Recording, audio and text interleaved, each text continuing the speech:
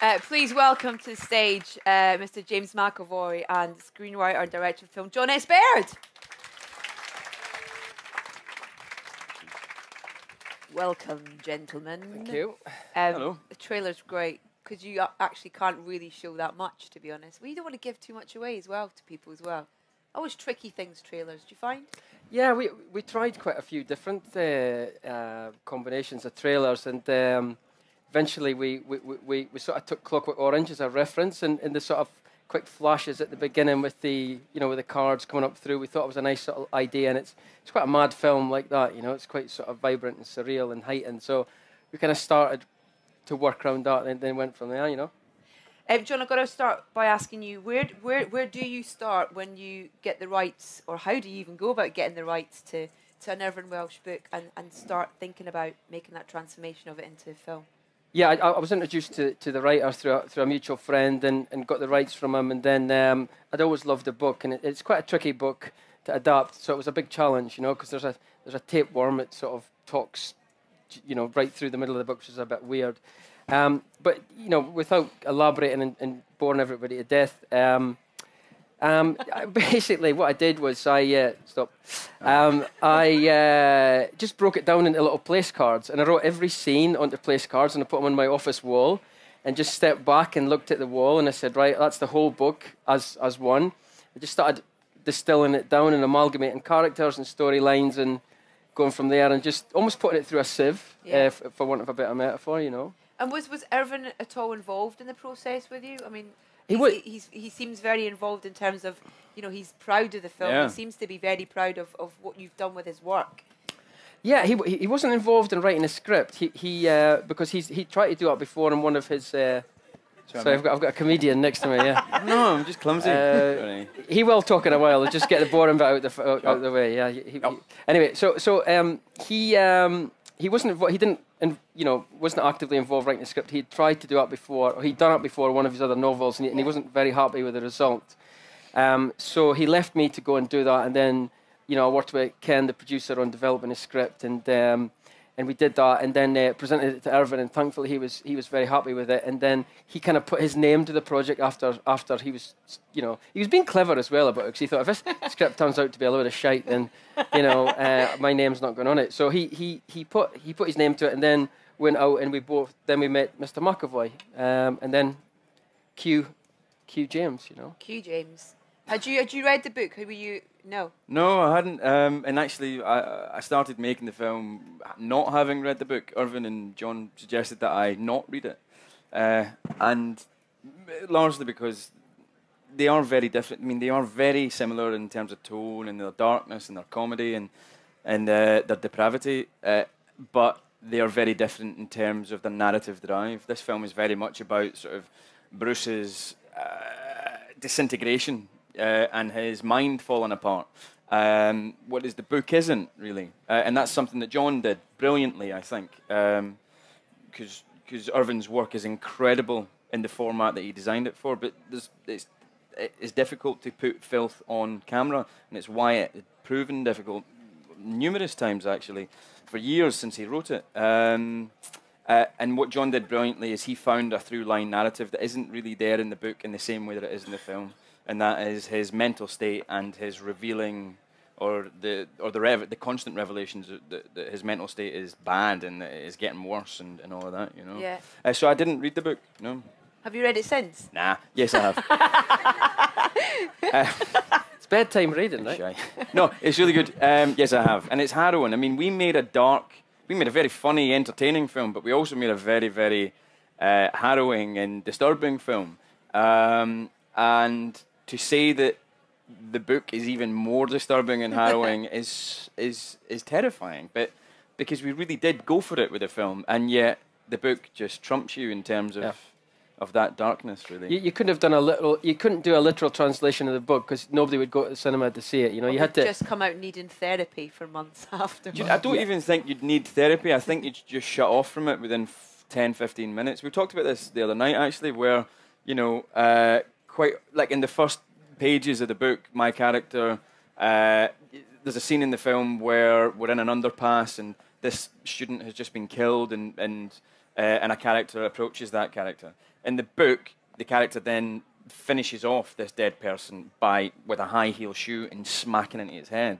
Now, that kind of violence and that kind of gruesome violence continues throughout the book. If we'd have done that in a film, I don't think you'd have stuck with it emotionally. Never mind even empathising with the character. I think you'd have shut down. I don't think you would have needed therapy, because you'd just have been a bit like that. And I think film is a medium that is much more interested in what's going on inside, rather than necessarily the physical violence that we can do to each other. Of course, we're interested in physical violence because we've got action movies left, right, and centre, and there is some physical violence in this.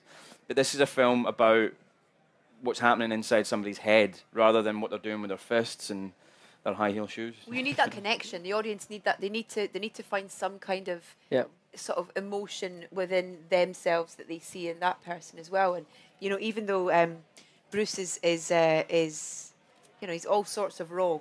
Aye. You still feel you want to watch his journey. You need to see that journey through with him. He's also very funny, you know. Hilarious. And the thing about James is he's actually, believe it or not, very funny. Yeah. He is a very funny guy. To quote you, James, you might be misquoted. Don't eat I've got quite a dirty and an inappropriate sense of humour anyway. I do have a very dirty and inappropriate sense of humour. Perfect for the part. I was in Toronto at a film festival with a bunch of Americans who I made a movie with in New York, and every day of making that movie, they were sort of taken aback. It took them a couple of weeks to get over my filthy sense of humour. And actually, I had just come off this film as well, so it was upped. But this film sort of took my filthy sense of humour by the horns and rode it through many brick walls, and then stuck adrenaline in its arse and made it even angrier and dirtier.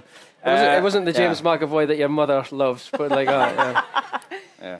But I imagine it was, I mean, in terms of the role, what a great role to get your teeth into. It was an incredible role. It was, it's something that I've always been interested in that is probably less evident in the movies that I've done in the past, but still there sometimes. So like in Last King of Scotland, when you're playing somebody who apparently is a normal, nice guy, and he is, but actually you're trying to make the audience like you on purpose so that then the audience can make palatable the bad things that are about to happen.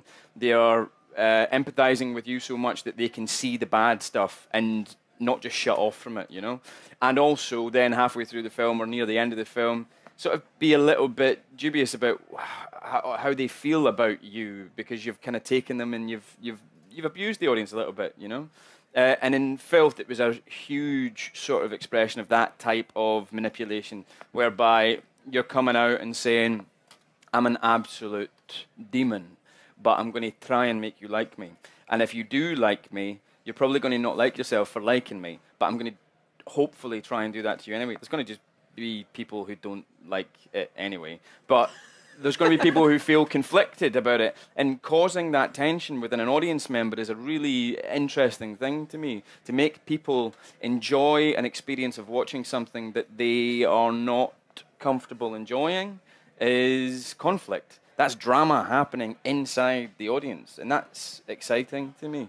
And then on top of that, the most interesting thing to me was not just the fact that it was really funny or really bold and brave, which it is, and those were attractive features, but the fact that it's a portrayal of a guy's mental health issues that, whilst not naturalistic and realistic in any way, and I wouldn't pretend that that's like how people's mental health problems manifest themselves or how everybody's journey in mental health manifests itself, something rang true about it, because it's not just sad and depressing all the time, it's not just low, and it's not just slit your wrists.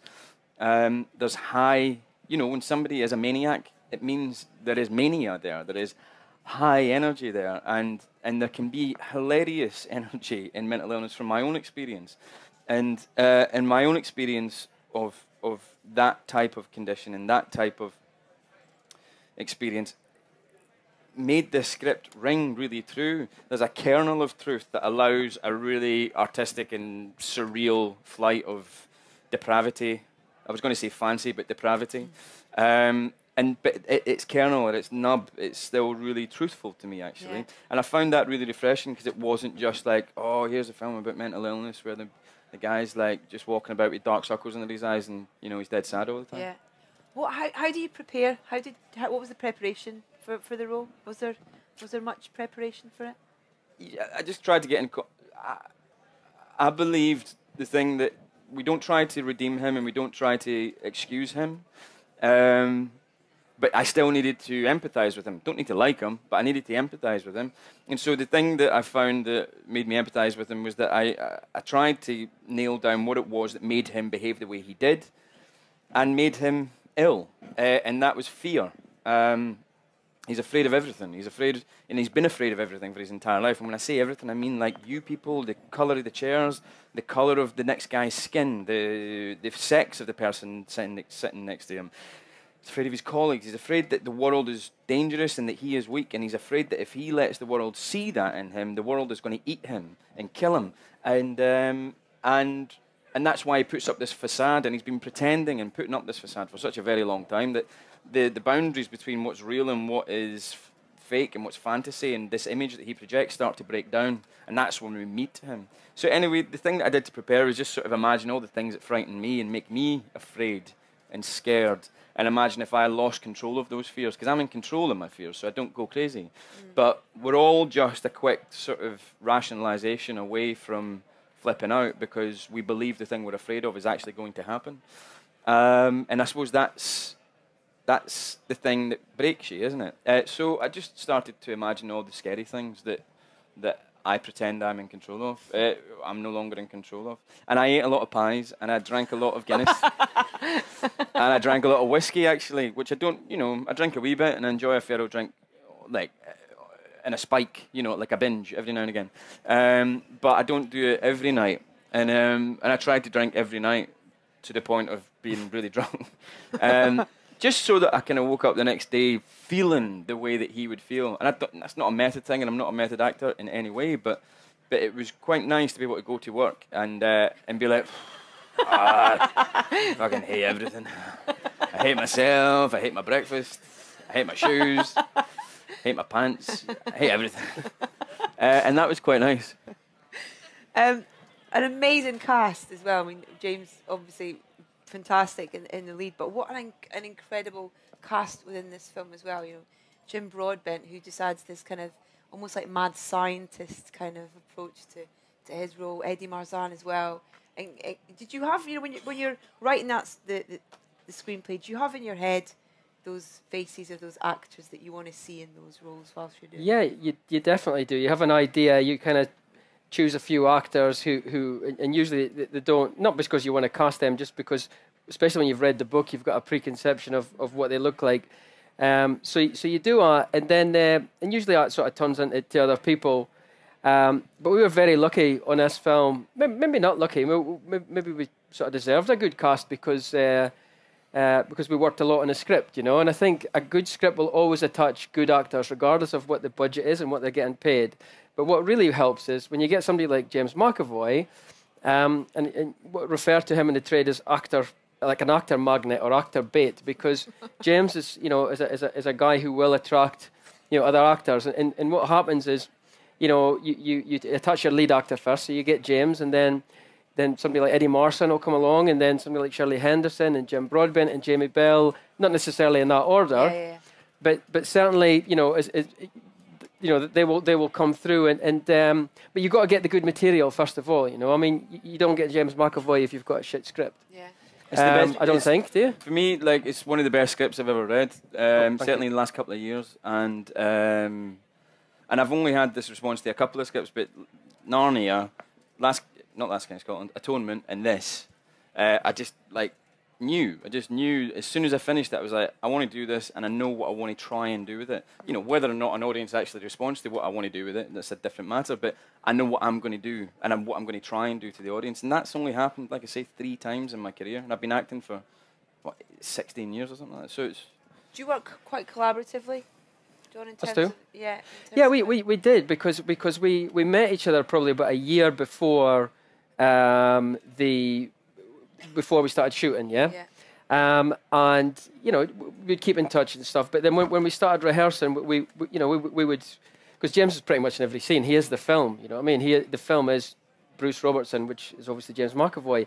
So we were working with each other a lot and bouncing ideas off each other, and then working with all the different actors. So we did work closely, and then obviously on set that's a given. But then James had some downtime from another project, and he came into the edit as well, and we talked about different things as well. So we kind of built up a good relationship right all the way through. And like there's kind of like 4 kind of amigos in this project, and it's myself, James, Irvin Welsh, and Ken Marshall, who's the producer, and we really were with sort of like he's over there somewhere. Ken's over there. Hi, Ken. So yeah, we did. We were a bit of a team. Yeah.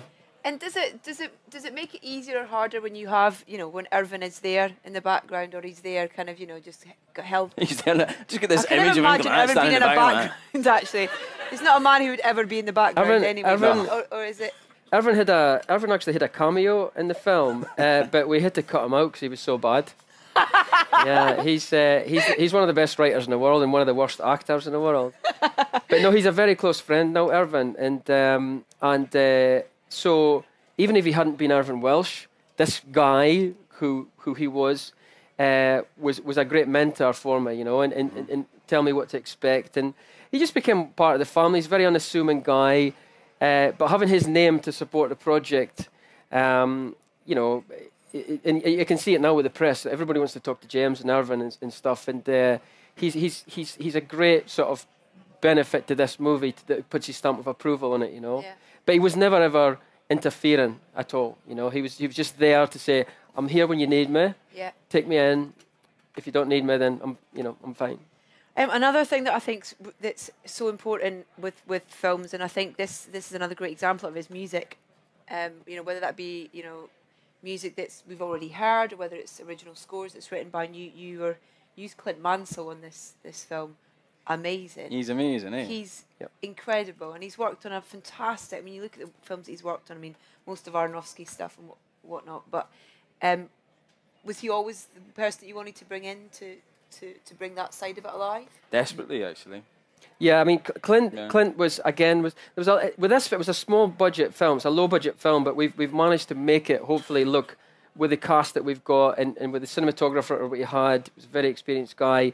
With guys like Clint Mansell, we've managed to hopefully make it look a lot more than a low budget film. And Clint was a friend of Irvin's, so there's a lot of that going on. There was a lot of he's a friend of his, blah, blah. So he was obviously he's done Black Swan, Requiem for a Dream. He's doing Noah just now with Aronofsky, and myself and James met him, and we because he's got this reputation of doing really dark music. We were expecting some like vampire to come through the door, and and he's just a very unassuming guy, and he fitted into the team because we none of us really take ourselves we take our work very seriously, but we don't take ourselves that seriously, and he kind of fitted in. James, am I right in saying that? Yeah, no, totally. I mean, we desperately wanted him to the point where for reasons that I won't go into, and not out of his desire not to do the project, we all sat around a table one day with him and basically sort of gently felt him up to make sure that he did it. Do you know what I mean? Yeah, and he was desperate to do it. He was desperate to be a part of it, but things, in his life were not allowing him to do it at the time. And we just really gently, touchy-feely sort of caressed him back into the film, which was good. It's a strange image I have in my head right now, and on that point, we're going to go to a clip of the film. This is just a great setup of, and I think the very start of the film as well that we have for you here. It's quite near the top, yeah. Thank you. I went to uni in Edinburgh, and it's set in Edinburgh, and you capture an incredible authenticity to Edinburgh. Excellent. I think as well, in the colours of it, and just I don't know, just you feel the city watching it. I think as well. Well, it's funny you should say it because most of it was filmed in Sweden. Nah. Most of it was filmed in Glasgow. Yeah, no, I'm only kidding. Most of it was actually filmed in Stirling or Glasgow. The exteriors were done in Edinburgh, obviously. Yeah. But the cast is largely Ouija's pretending to be for Edinburgh. Isn't it? Yeah, exactly. So that's show business. It's all smoke and mirrors. It's all bullshit. But no, we did our main sort of important exteriors in Edinburgh just to give up feel and stuff. Yeah. And I studied in Edinburgh, so I know the town quite well. And I was very scared about not portraying Edinburgh very well because I didn't want to have to deal with Irvine Welsh's wrath, if I didn't. But yeah, and James did a very good Edinburgh accent and subtly, but very convincing. Well, we're going to throw out some questions to our very large, lovely audience. So if you'd like to raise your hands if you have some questions. We've got a gentleman right there. Thank you. Firstly, I'd just like to say if the Scottish Tourist Board has any sense, they'll use this film in its next ad campaign. And to James, would you consider playing the character again? Bruce. Bruce only appears very briefly in Crime, doesn't he? Does he appear in Crime even? No, he doesn't. His name appears in Crime. Oh, right, okay. Yeah, I'd play the character again, but it would need to be like a really good story, and also Irvine's not written it and all that. Yeah, it's quite a good question, I got to say. Yeah, basically I'm saying yes to that. No, listen, I loved playing that character, so if in some incarnation he somehow came back and the script was awesome and he was directing it or something like that, then yes, definitely. Thank you, sir. We've got a couple of questions just behind you there as well. If you could. I have seen it. It's brilliant, by the way. Wow, thank you. I was just wondering if you filmed in sequence to follow James's character going progressively more insane, or if you did it in between. I wasn't sure how it worked. No, not a chance. No, not we didn't. a chance. I mean, that again. I mean, I hope it doesn't sound like a love-in, but that's how. I mean, it's not unusual to film out a sequence, but for a film like this, when there's a real amazing progression, and he's swapping, he's swapping very quickly from, even within a scene sometimes, from very funny to very tragic. He had to do it, and he had to come in one morning and I had to say, James be funny, or James be mental, or James be violent, or whatever. So we didn't. But again, it just shows you the standard of this guy's acting, Thanks, mate. Next question. Was there anything in the book where you thought we just cannot film this? Tons. Yeah, but The stiletto scene you've mentioned. There was tons, but to be honest, we did film pretty much everything, and it's just that some of it hasn't made the actual movie. But even the most controversial stuff we shot, because even when writing the script, we wanted to, we don't want to be shy with anything. This is a very bold, different, original project, and the book is like that as well. And we would have got absolutely hammered for not replicating that. The one thing that was the tricky thing was obviously the tapeworm that grows within the book, but we tried to personify that through one of the characters, which when you watch the film you'll see that happens. But we didn't want to shy away from anything, Will all those extra bits be on the DVD? Hope so. Yeah. There's amazing bestiality scenes that'll be in the DVD. Yeah. I'm joking. There is a scene in which I have a sexual encounter with a collie dog. With a collie, a border collie. No, real dogs were injured in filming. Do you know when people say like, "Hey, it's filming sex scenes. Is it awkward or anything like that?" That one was actually. I enjoyed it. Pretty enjoyable. and also to answer, that was in the middle of a farm in Belgium. Yes, that was to answer your question. The only place you could go to get a collie who was up for the job. My favourite, it was also the scene of like my favourite ad lib of the entire film, where I said to the actress, just imagine it's Andrei Kanchelskis, who used to play for. She was Russian, so play for United. He used to play for United and Rangers. Yeah. So there you go. And lady there, we've got a little trio of questions there. Sorry, I feel like we're hogging the mic. That's all right, go for it. Someone's going to mention Trainspotting, so I'm going to do it. Do it. Go for it. It was a bit of a phenomenon. Fucking had to, didn't you? Can someone get had to. Security. Is that obscure Lithuanian film that nobody's ever seen? That's right, yeah. Right, the one that won the Palme d'Or. Yeah. Basically, that was a phenomenon when it came out. Yeah. I mean, I remember it clearly because I'm old. But does its legacy help or hinder you when you're wanting to promote this film and stuff? Everyone's going to be talking about it, right? Yeah, I think it helps because everybody knows that Irvine wrote Trainspotting. It's a very different film, and Irvine is gone on record to say that he compares it very, very favourably to that film. And we weren't under any pressure making a film to be like Trainspotting. If I was doing a remake of Trainspotting, then the pressure's on. If I was doing a sequel to Trainspotting, then the pressure's on. But there's no more pressure making Filth than there is for somebody following up a Stephen King, novel like Misery compared to Shawshank Redemption. They're still done by the same author, but just very different films. Maybe this is slightly more like Trainspotting than those two films are, but there was no pressure there because we were very confident in what the material was. So I think it's more of a help really than anything. That film. It's a fantastic film. It's one of my favourite films. And Danny Boyle is James has worked with him recently. He's a fantastic director. So it's all positive. All positive. Question, lady in the front. Question. Hi, thank you for this film. I love your work. I just wonder, what is the funniest moment during the filming? You do that, James. During the film, Apart from I'm the colleague. rubbish at that question. Whenever I do press things, people go like, "Hey, any funny stories from the set?" And I'm like, "There were tons, but can I remember any of them?" No. I think maybe when we were doing the dog scene. I knew it was going to be the dog again. The dog scene was pretty fun. There was a moment doing the dog scene where. It was the dog scene, definitely. It was probably the dog scene. The dog scene. Yeah. There was also weirdly, I had to sexually harass an actress in this film, who happened to be played by my sister, who's an actress, called Joy McAvoy. And she's brilliant. And that scene was very horrible and intense and all that kind of stuff. But because it was my sister, we were just pissing ourselves laughing the entire time. And I asked her to basically suck my balls. And that was just like at no time when we were sort of 7 years old or whatever, and sort of arguing about who could play Super Mario Brothers on the NES.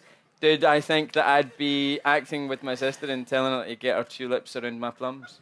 Bulbs. Sorry. Because she plays a florist. She plays a florist, tulips, bulbs. Get it? Yeah, it's good. We got time for one last question. Is that right? Okay, one last. No. Couple more? No? Oh, there we go. We're all right, right. Sorry, I thought you were saying wind up. Right, more questions. Hands up, who's got questions there?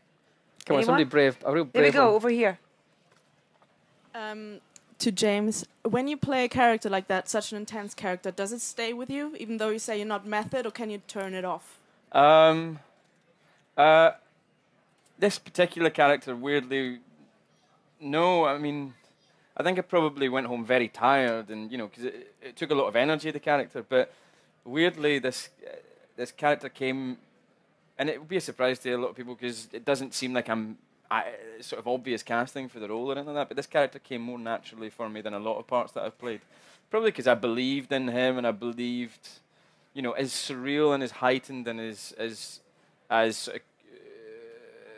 fantastical as the film is and his persona is at times, the truth of who he is at its core is somebody that I understood and believed in wholeheartedly. And so probably not, actually. I did feel tired and I did feel really hungover a lot.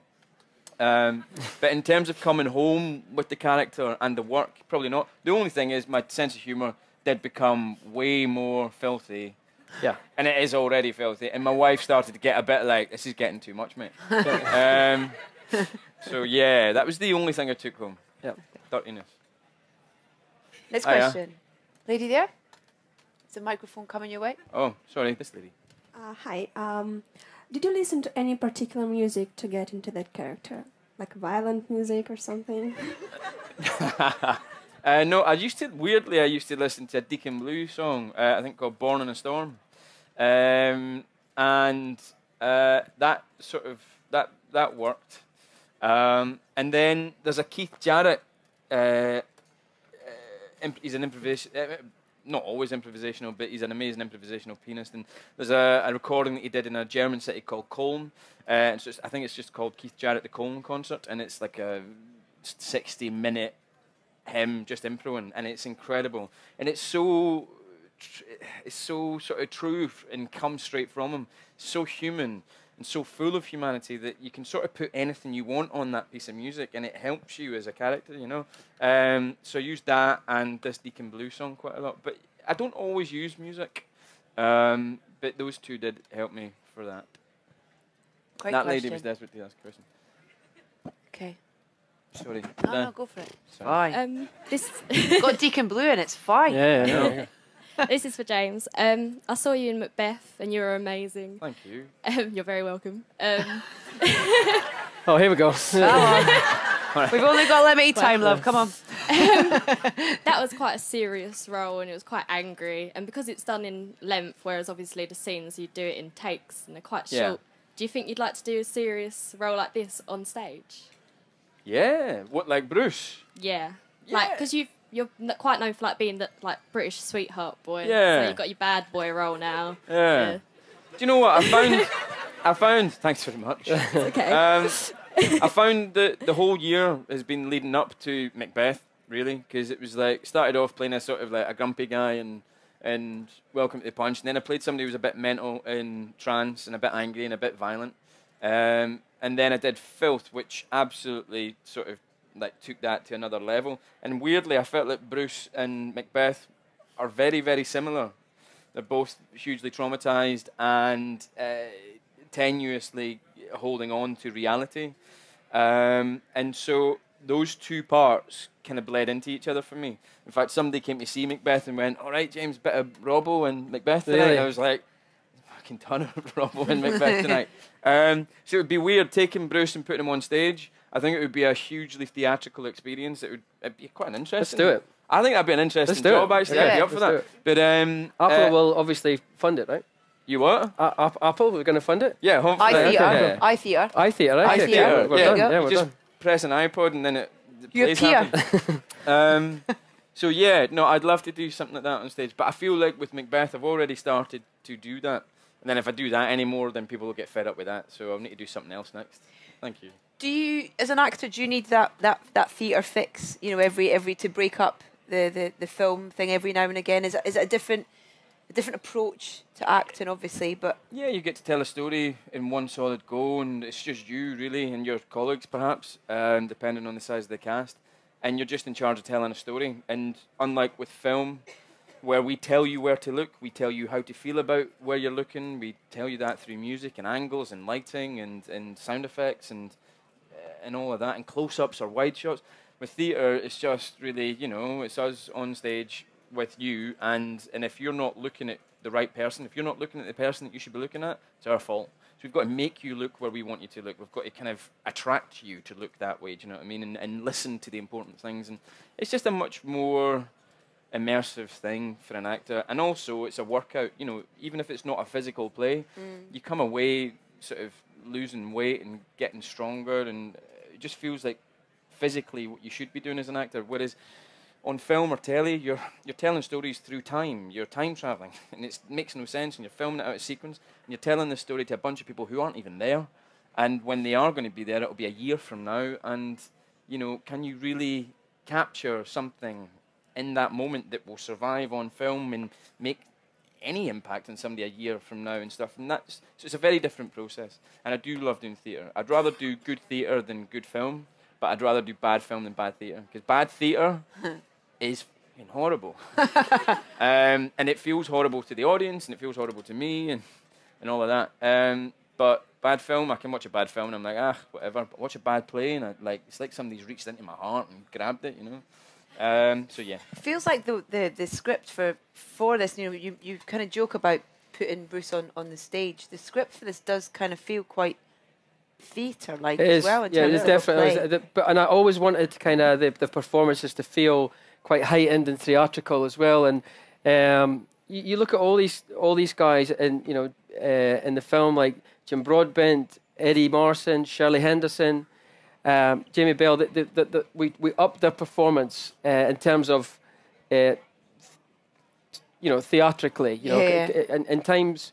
Very theatrically, particularly somebody like John Sessions. His character is quite buffoonish, but it's sort of worked for where we wanted to be in the film at that time. The second half, a lot less so. It starts to get a little bit darker and stuff. But the first half of the film is very, very theatrical and heightened and a bit mad. I think that comes out of the film trying to reflect Bruce's mental state, so that rather than just using the term theatrical as well, it's fantastical, at times. But then with his mental state utterly sort of, at times there's a profound sort of truth and almost like he has profound perception and insight for brief moments in his life that are totally naturalistic and realistic, but juxtaposed with moments of high surrealism. Yeah.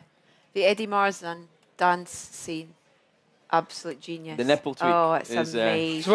It's one of the last. Brilliant. It's one of the last things that we shot. I never knew I had it in him. It's funny because somebody like Eddie Marsan, possibly James, Jamie Bell, they aren't actors that you look at and you think who you associate with being very, very funny, right? With the roles. I mean, maybe James more so, but you've done it in like. Anyway, my point is this, right? My point, you are. Trust me. But these guys are so funny in real life, right? So when it comes to little improvs and you need them to improv and you're running against the clock, I was totally spoiled because Eddie coming up with all this nipple rubbing and all these mad dancing and stuff. A lot of that's improv, and it's because you're running against the clock in Hamburg. It's the last day of the shoot. Everybody's do it. Yeah, just be funny, Eddie. The improv for Bruce became darker and darker and darker. Yeah, and some of that was. I was getting worried about you. Yeah. Yeah, that's when I started to get a wee bit worried. But my point being that a lesson to any sort of budding filmmaker is get a good script first. You're going to get great actors, and they're just going to make you look better because they just bring it off a page, So. Okay, we've got time for one last question, I'm afraid. Can I get a lady waving right at the back? Don't know if she's standing on a box, but please, me, Blonde hair. me, please. Of course, there you go. We'll even bring you a microphone. I think. Yes. Yeah. It's actually not a question, but oh no, it's a proposal. In the end, it's a question. I wanted to say thank you to James. I'm sorry, I'm nervous. Okay, so am I. You don't seem like. I don't like the way you're looking at me. I'm really nervous. She's far enough back, James. It's fine. This is your humor. Thank you for a tournament, Thank you. Yeah, it was amazing and like changed my life. And I read the book afterwards. It's amazing and actually for Richard in Neverwhere, which was very good. Cheers. Thank yeah, you very much. And you came to this darker roles and then you kind of skipped these romantic characters. Do you think you can come back to them? We would love to. Yeah, I don't know. It's actually quite a good question in terms of you've had a taste of this other side in terms of that we haven't had a chance to really see you get your teeth into. Is that you want more of that? You kind of. Yeah, I think so. I think I do like the romantic stuff, and I haven't really done too much romantic stuff in a while. I did do The Disappearance of Eleanor Rigby, Him and Her, which will come out at some point next year. I think they've just found a distributor in Harvey Weinstein's company, which is great. But Becoming Jane. I made that one, so I can't make it again. But yeah, I do enjoy doing that stuff, but only when it's good. And I haven't had stuff come to me in that kind of mold, which has really made me think this is interesting and or funny or touching. Meanwhile, I have received stuff that's dark and maybe more brutal and less loving, but which does fit or fill the most important criteria, which is it good? Yeah. Is it solid? Is it artistically merited? And if something romantic comes in that's really good and interesting, then yeah, I definitely would love to do stuff like that. But there's also believe it or not in this there's film. Romance in this. There's actually there's a character played by Joanne Froggatt, who you'll know from Downton Abbey.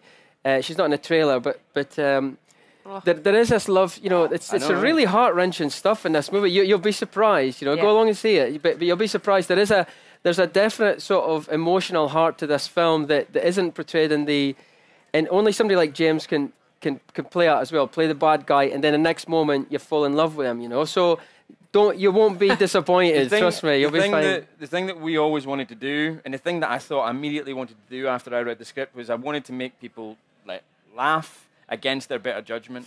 I wanted to make people repulsed, and I wanted to make them laugh again and then cry. Yeah. And not everybody does, and some people just don't like the film.